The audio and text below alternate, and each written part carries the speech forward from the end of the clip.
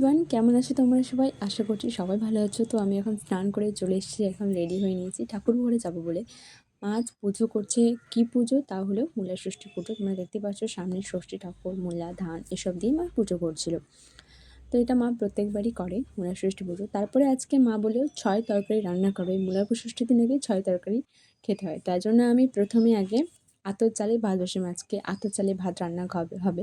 বাবা বলেছে যে আজকে আতপ চালের ভাত খাবো আমরা সবাই মিলে, তাই আতপ চালের ভাত করেছিলাম। আর এদিকে মা যেহেতু বলেছিল 6 তরকারি রেডি করতে, তাই আমি এখানে 6 রকমের তরকারি রেডি করেছিলাম। তো অবশেষে মা পুজো দিয়ে চলে এসেছে, মাই এবার পুরো রান্নাটা করবে। তো মা এখানে প্রথমে তরকারিটা করেন, ভাত প্রায় হয়ে গেছে, আমি প্রায় নামিয়ে নিয়েছি। এখন তরকারিটা মা বসিয়ে দিচ্ছে।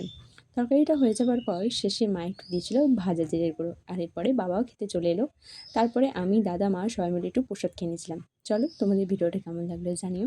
ভালো লাগলে অবশ্যই লাইক, কমেন্ট, শেয়ার অ্যান্ড চ্যানেলটাকে সাবস্ক্রাইব করে দিও। তারপরে শেষে আমরা সবাই মিলে খেতে বসলাম।